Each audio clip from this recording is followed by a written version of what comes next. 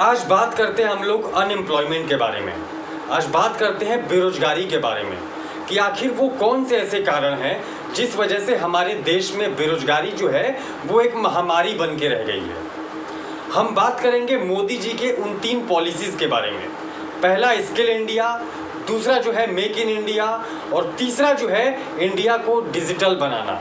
आपको बता दूं कि मोदी जी ने वादा किया था कि वो हर साल 1 करोड़ रोजगार देंगे, लेकिन कायदे से देखा जाए तो हर साल 1.5 लाख भी रोजगार नहीं मिलता है। आपको बता दूं कि जुलाई से अक्टूबर महीने तक 3% से लगभग 6% तक बेरोजगारी दर जो है वो बढ़ी है। तो बात अब मुद्दे की करते हैं कि स्किल इंडिया जो मोदी जी की पहली योजना थी उसमें इन्होंने 12,000 करोड़ रुपए खर्च किए और आपको बता दूं इसमें रोजगार देखें तो 100 लोगों को ट्रेंड किया जाता है, 100 लोगों को ट्रेनिंग दी जाती है जिसमें से बस 17 लोगों को जॉब मिलती है। तो आप सोचिए बाकी के लोग क्या करेंगे। सबसे बड़ी समस्या ये है कि ग्रेजुएशन के बाद छात्र जो हैं उनको जॉब नहीं मिल रही है। हमारे देश में हर साल 5 लाख इंजीनियर पैदा होते हैं जिसमें से 1.5 लाख इंजीनियर्स को बस नौकरी मिलती है।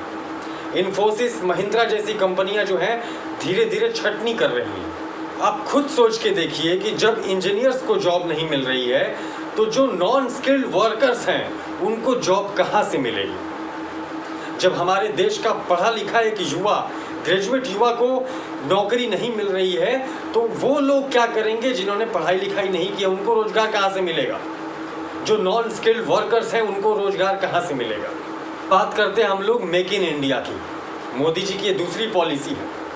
आपको बता दूं कि मेक इन इंडिया और मेड इन इंडिया दोनों बराबर होना चाहिए, लेकिन ऐसा है नहीं। मेक इन इंडिया और मेड इन इंडिया दोनों अलग अलग हैं, क्योंकि मेक इन इंडिया के तहत बस ये चलाया जा रहा है कि ये जो प्रोडक्ट है वो मेक इन इंडिया यानी इंडिया में बना हुआ है, but real work is given to China.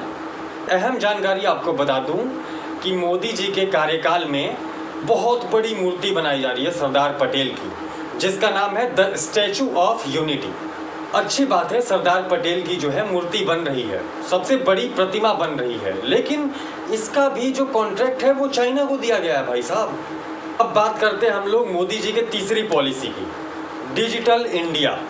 Digital India का प्रचार प्रसार करने के लिए, इंडिया को डिजिटल बनाने के लिए मोदी जी ने मार्केट में पेटीएम को उतार दिया और आपको बता दूं कि पेटीएम का 40% शेयर जो है वो चाइना का है।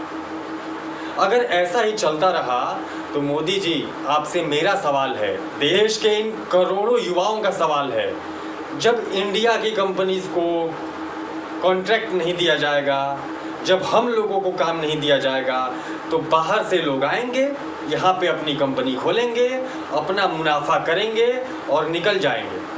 हमारा क्या होगा? तो हम लोग प्रोड्यूसर कभी भी नहीं बन पाएंगे, हम हमेशा कंज्यूमर बन के ही रह जाएंगे। जी से और बीजेपी गवर्नमेंट से मेरी बस एक ही अपील है कि युवाओं के ऊपर ध्यान दिया जाए।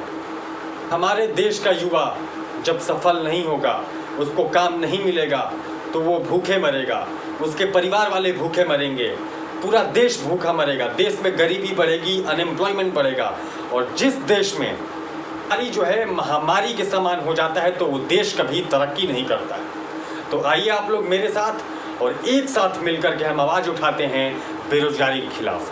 जय हिंद।